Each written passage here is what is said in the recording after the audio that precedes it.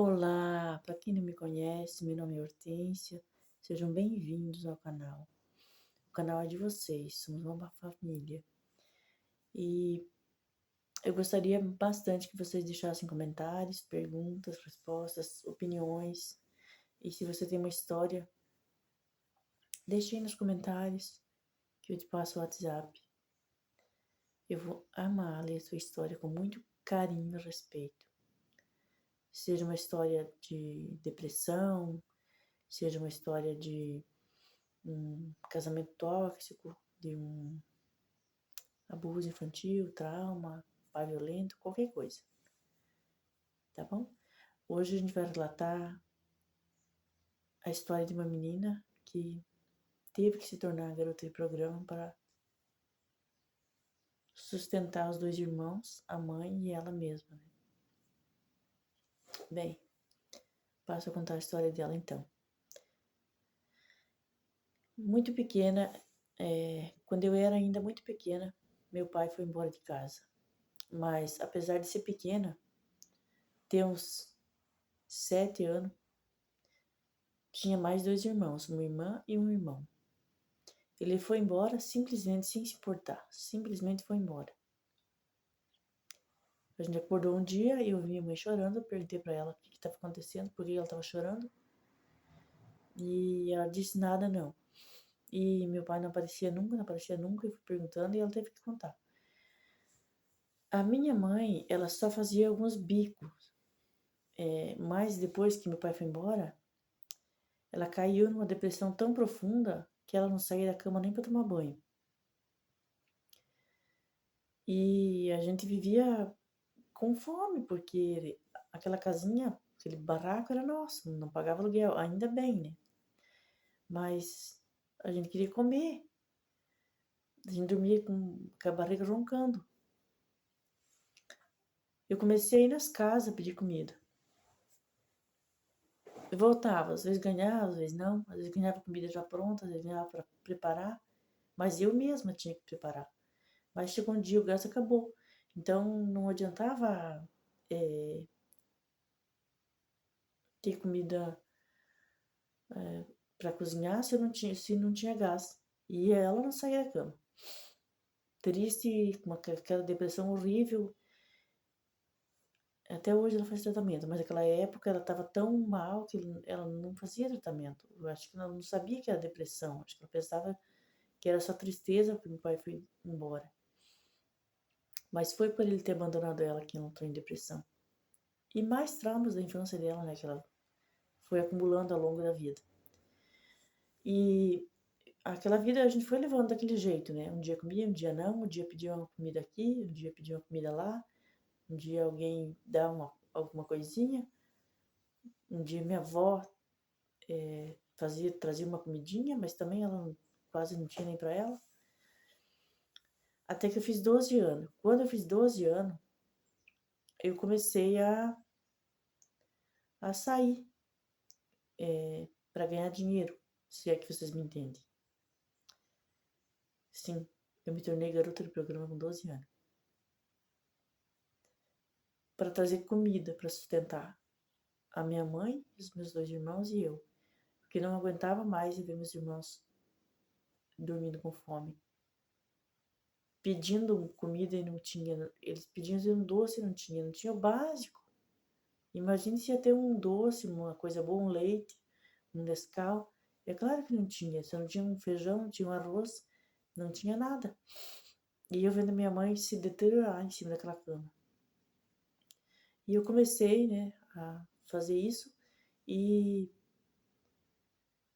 certo não é, mas a gente começou a ter comida dentro de casa, ter gás, pagar a energia, porque muitas vezes a gente ficava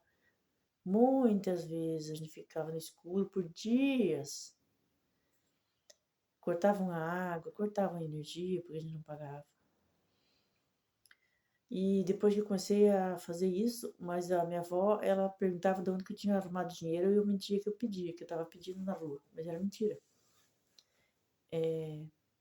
Era de outra maneira que eu estava ganhando aquele dinheiro. E até que eu juntei e bastantinho, assim, não bastante, mas assim, que deu para tirar um pouco para pagar uma consulta e levar minha mãe no médico. Eu pedi ajuda para minha avó, porque eu era uma criança, com 12 anos, né? Pedi ajuda para minha avó para ver que médico nós ia levar ela, como que ela ia se tratar, como que ia ir. Minha avó, na época, aquelas fichas de orelhão ainda, né? Ela foi e telefonou pedindo um número de um médico que tratasse disso aí. E naquele tempo a gente ligava pedindo para uma moça um número. Eu não sei se vocês vão se lembrar. E ela dava. A gente não sabia o número, ligava para o número lá e pedia. Eu não sei mais explicar como é. E a minha avó daí descobriu o número de um médico e levou minha mãe. E aí ela começou a tratar ela. E aí ela começou a melhorar, começou a ficar assim mais fortinha, porque ela estava muito magra, muito magra. Eu morria de medo dela acordar, dormir e não acordar. De tão magra que ela estava, porque a doença estava acabando com ela. Claro, sem tratamento, né? Por 4 anos. Não sei como ela sobreviveu, graças a Deus. E dali em diante, ela começou a trabalhar, tipo, não já em seguida, né? Mas quando ela melhorou, passou uns meses que ela estava se tratando, ela já, ela já quis ir trabalhar. Tipo assim, pedir para olhar o nosso caderno, ver se nós fizemos a nossa lição. Isso ela fazia, mesmo quando ela estava na cama, né? Tipo, ela levantava um pouquinho, ficava desse pouquinho com nós e voltava. Assim, ela não tinha força física para se sustentar de pé, parece. Muitas vezes ela ficou dias sem tomar banho. E aí eu tive que assumir o lugar de dona de casa, com 8 anos. E ela quis saber como que eu fiz para sustentar a casa todo aquele tempo. Que, tipo, dos 8 até os 12, sustentei como podia, pedindo aqui, pedindo ali, né? Mas dos 12 em diante, que ela viu que a geladeira ficava cheia, que tinha comida no armário, que pagava energia, que pagava água, que comprava uma roupinha para os irmãos, ela quis saber de onde que eu tirava aquele dinheiro. E eu, mais uma vez, falei que pedia. Pedia um pouco no metrô, um pouco na rua, um pouco nas casas. Ela não sabe até hoje o que eu fiz. Detalhe, eu não faço mais isso. Porque agora eu já tenho idade e eu trabalho. Isso faz muito tempo que aconteceu. E eu trabalho, moro com a minha mãe ainda, meus irmãos também. E hoje em dia ela trabalha, nós trabalhamos, meus irmãos já cresceram, todos trabalham. Estamos todos bem encaminhados na vida. Mas naquele tempo eu não tive outro meio. Eu virei mesmo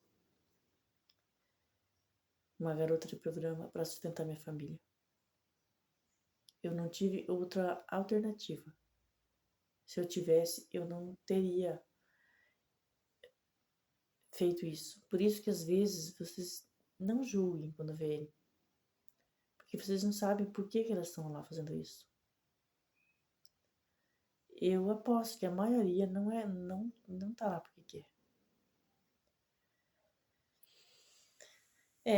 A história dessa jovem deixa uma lição pra gente, né? Quando eu via, eu já fui muito de julgar também.